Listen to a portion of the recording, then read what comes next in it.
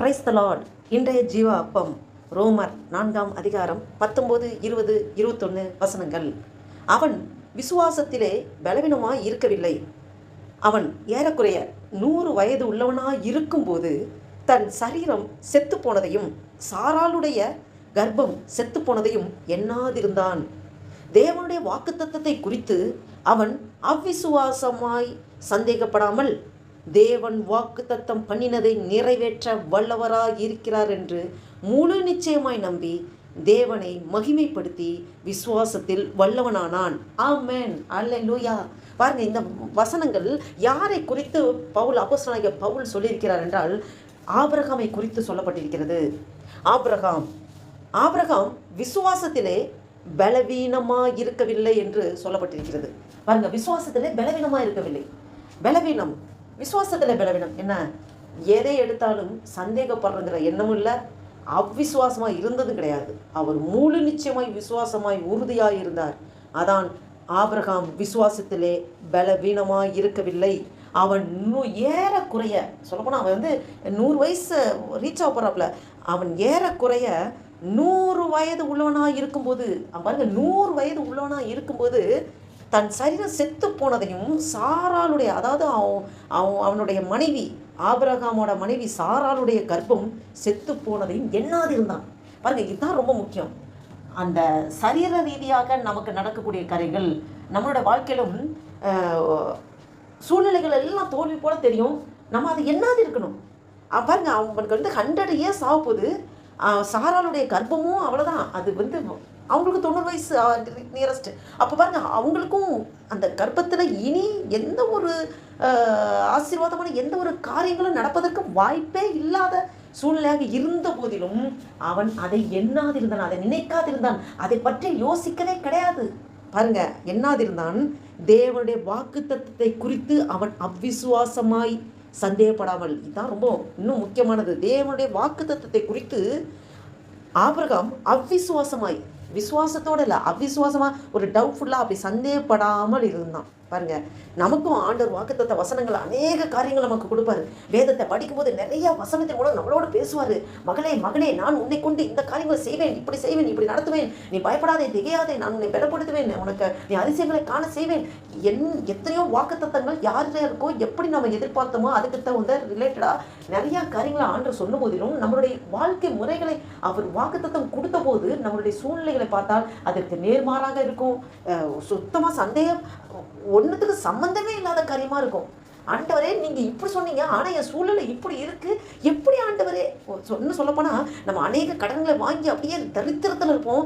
நீ ஐஸ்வர்யவானாக இருப்பாய், நீ அநேக ஜாதிகளுக்கு கடன் கொடுப்பாய், நீயோ கடன் வாங்காது இருப்பாய் என்று வாக்குத்தத்த வசனமாக வந்திருக்கும். ஆனால் நம்ம கடன் வாங்கி அதை செலுத்த முடியாமல் அப்படியே திணறிட்டு இருப்போம். பாருங்க, அப்படிதான் இது எப்படி ஆண்டவரே நடக்கும்? அப்படிதான் இருக்கும். அப்படிதான் ஆபிரகாமுக்கு அநேக ஜாதிகளுக்கு தகப்பன் ஆவாயின்னு சொல்லி வாக்குத்தத்த வசனம் வருது. அவன் ஏறக்குறைய 100 வயதா ரீச் ஆகிறோம். சாராளுடைய கர்ப்பம் செத்து போச்சு. ஆனாலும் அவன் அதெல்லாம் எண்ணவே இல்லை, அதை பற்றி நினைக்கவே இல்லை. எனக்கு தேவன் வாக்குத்தத்தம் பண்ணியிருக்கிறார், வாக்குத்தத்தம் பண்ணதை பற்றி அவன் அதை குறித்து அவ்விசுவாசமாக இல்லாமல் அதை பற்றி கொஞ்சம் கூட சந்தேகப்படாமல், பாருங்க, தேவன் வாக்குத்தத்தம் பண்ணினதை நிறைவேற்ற வல்லவராயிருக்கிறார் என்று முழு நிச்சயமாய் நம்பி தேவனை மகிமைப்படுத்தி விசுவாசத்தில் வல்லவனானான். ஆமென், அல்லேலூயா. தான் தேவன் வாக்குத்தத்தம் பண்ணினதை நிறைவேற்ற வல்லவராய் இருக்கிறார் என்பதை முழு நிச்சயமாய் நம்பி. இதான் நம்ம கிட்ட ஆண்டவர் இப்படிப்பட்ட விசுவாசத்தை தான் எதிர்பார்க்கிறார். வாக்குத்தத்தம் பண்ணின தேவன் உண்மை உள்ளவர். நமக்கு வாக்குத்தத்தம் ஒன்று கொடுத்தார்னா தேவன் அந்த கொடுத்த வாக்குத்தத்தத்தை திரும்ப அது நிறைவேறாமல் திரும்பி அவர்கிட்ட போகாது.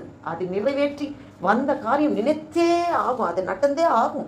அதை பற்றி செயல்படுத்தி விட்டு தான் அது திரும்பி ஆண்டவரண்டையில் போகும். பாருங்க, தேவன் வாக்குத்தத்தம் பண்ணினதை நிறைவேற்ற வல்லவராய் இருக்கிறார் என்று அதை எப்படி நம்பினா? முழு நிச்சயமாய் நம்பி. அந்த நம்பிக்கை நமக்கு வேணும். முழு நிச்சயமான நம்பிக்கை, முழு நிச்சயமான விசுவாசம் நமக்குள்ளே இருக்க வேண்டும். கொஞ்சம் துளி அளவு கூட அவ்விசுவாசம் நமக்கு இருக்கக்கூடாது, சந்தேகப்படக்கூடாது.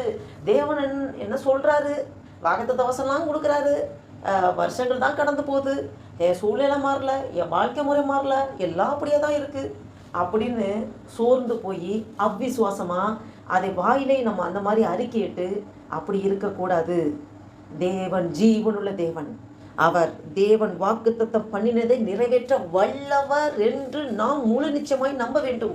ஆபிரகாம் நம்பினான், தேவனை மகிமைப்படுத்தினான், விசுவாசத்தில் வல்லவனானான். ஆமென். அவன் முழு நிச்சயமாய் தேவனை நம்பி தேவனை மகிமைப்படுத்தினான். அதான் மகிமை.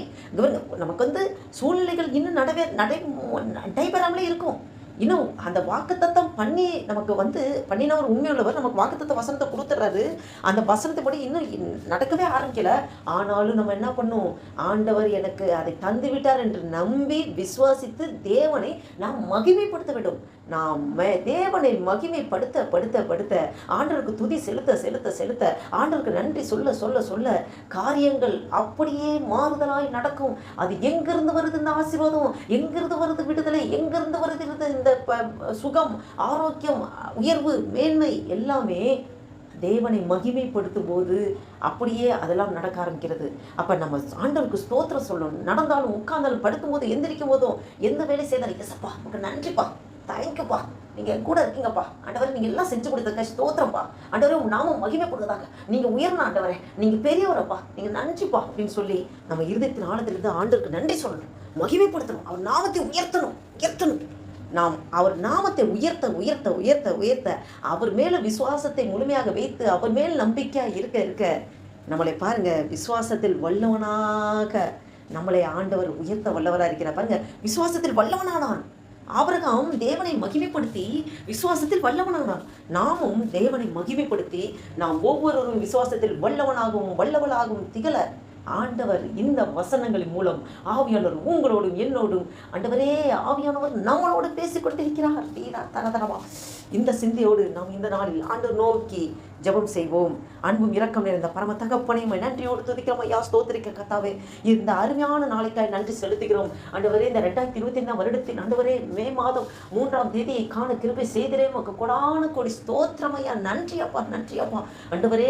ஏறக்குறைய 100 வயதை எப்ப நெருங்குகிற ஆபிரகாம் அவனுடைய சரீரம் செத்து போனதையும் சாராளுடைய கர்ப்பம் செத்து போனதையும் ஆபிரகாம் எண்ணாதிருந்தானே நீ அநேக ஜாதிகளுக்கு தகப்பன் ஆவாய் என்று சொன்ன வாக்குத்தத்தம் பண்ணின தேவன் அவர் உண்மையுள்ள தேவன், எனக்கு அதன்படி நடத்துவார் என்று முழு நிச்சயமாய் கொஞ்சம் கூட சந்தேகப்படாமல் தேவனை மகிமைப்படுத்தி விசுவாசத்தில் வல்லவனானான் என்று சொல்லப்பட்டபடி ஆண்டவரே அப்பா ஆண்டவரே என்று எங்களோடு நீர் இடைப்பட்டுக் கொண்டிருக்கிறேன்.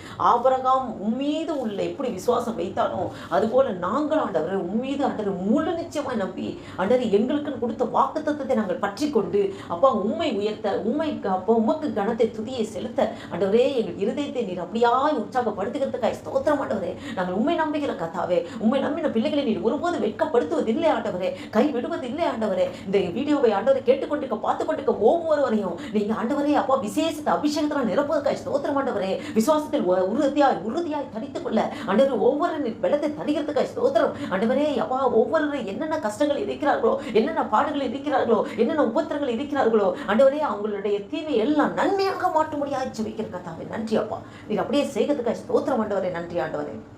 வேலை கூட ஆண்டவரே அப்பா ஸ்தோத்திரம். இந்த புதிய நாளைக்காக நன்றி செலுத்திக்கலாம். இந்த புதிய நாளில் கைட்டு செய்கிற எல்லா வேலைகளையும் நீங்கள் ஆசீர்வாதத்தை பலப்படுத்துக்காய் ஸ்தோத்திரம் ஆண்டவரே. என்னை பலப்படுத்துகிற கிறிஸ்துவினாலே எல்லாவற்றையும் செய்ய எனக்கு பலனுண்டு என்று சொன்ன வசனத்தின்படி நீங்கள் எங்கள் கூடவே இருக்கீங்கப்பா. எங்களுக்குள்ளே வாசம் செய்கிற ஆண்டவரே, எங்களை பலப்படுத்துகிற தேவனாக இருக்கிற நன்றி அப்பா ஸ்தோத்திரம் ஆண்டவரே. அப்பா மண்டில் முழுதுமாக எங்களை தாழ்த்தி ஒப்பு கொடுக்கணும், அர்ப்பணிக்கிறோம் ஆண்டவரே. நீரே எங்களை முழுதுமாக ஆட்கொண்டு நடத்துகிறதுக்காக நன்றி. இயேசு கிறிஸ்துவின் நாமத்தினால் ஜெபிக்கிறோம் ஜீவனுள்ள எங்கள் நல்ல பிதாவே. ஆமென் ஆமென். என் ஆத்துமாவை கர்த்தரை ஸ்தோத்திரி, என் முழு நம்முடைய பரிசுத்த நாமத்தை ஸ்தோத்திரி. என் ஆத்துமாவை கர்த்தரை ஸ்தோத்திரி, கர்த்தர் செய்த சகல உபகாரம் மறவாதே. ஆமென் ஆமென்.